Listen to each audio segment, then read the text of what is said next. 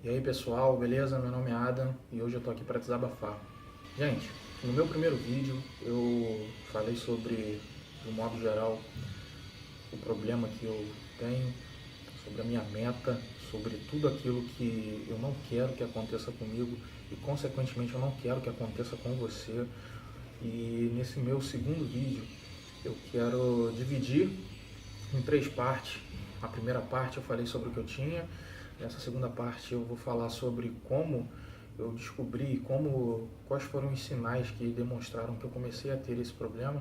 E no terceiro vídeo, o que a gente pode fazer para poder vencer esse problema que vem afetando tantas pessoas.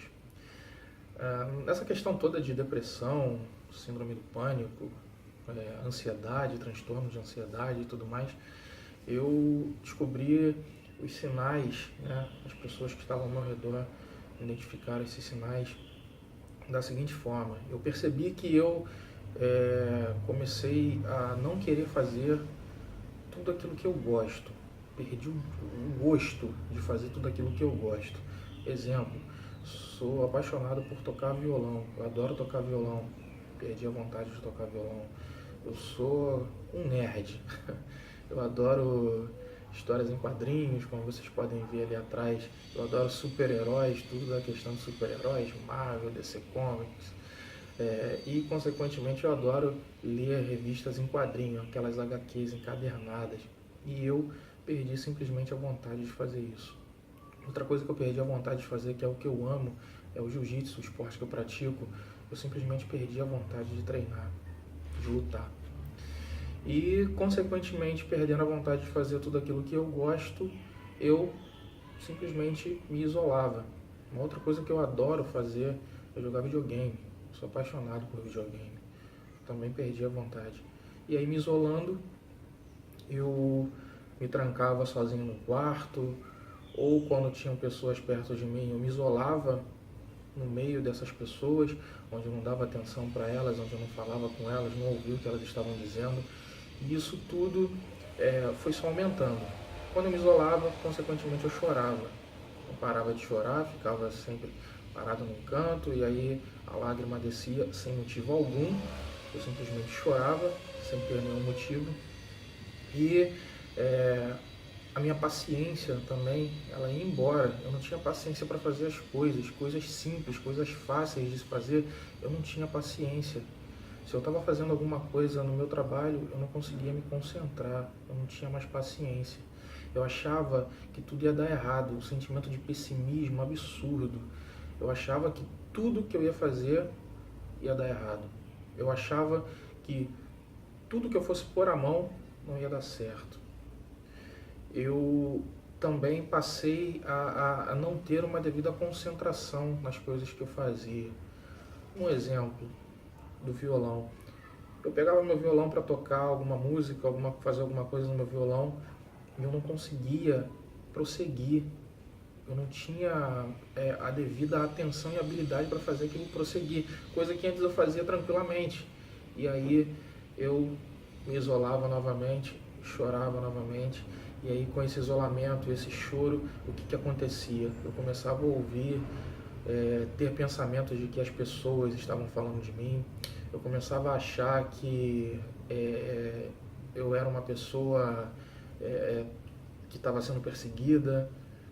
Eu não conseguia sair de casa, não tinha desejo de sair de casa, porque eu achava que se eu saísse de casa iria acontecer alguma coisa comigo, ia acontecer alguma coisa de errado, ia acontecer um acidente, e que eu ia me machucar, ou que alguém iria me machucar.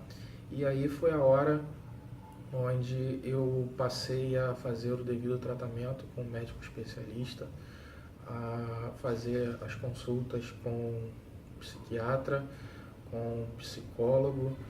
E aí esse problema, esse mal, ele ainda está dentro de mim, tanto que eu vou tomar medicamentos para o resto da vida, mas ele vai sumindo aos poucos. Com a ajuda do psicólogo, mais o psiquiatra, isso tudo vai indo embora, bem devagar. E aí que eu digo para você, se eu estou conseguindo vencer esses meus problemas, eu tenho certeza que você também vai conseguir vencer. Se eu sou capaz de vencer esses meus medos, esses meus demônios, você também é capaz de vencer. Como eu falei anteriormente, eu decidi adotar o lema de que eu sou uma âncora que se recusa a afundar e uma granada que se recusa a explodir. Então, se você tem esses sinais, se você conhece alguém que está apresentando esses sinais, não vire as costas, não abandona, porque isso tudo vai ser muito importante lá na frente. Eu tive apoio de tanta gente que eu não imaginava que tantas pessoas se preocupavam comigo. E quando eu passei a perceber que essas pessoas começaram a se preocupar comigo, mediante a tudo aquilo que elas estavam vendo, eu passei a dizer a seguinte frase para mim mesmo: eu não vou deixar essas pessoas na mão. Essas pessoas, elas estão acreditando em mim, elas estão apostando as fichas delas em mim. Então eu vou honrar isso tudo que essas pessoas estão fazendo. E foi aí que eu comecei a seguir um passo de cada vez. E hoje eu já me sinto uma pessoa bem melhor.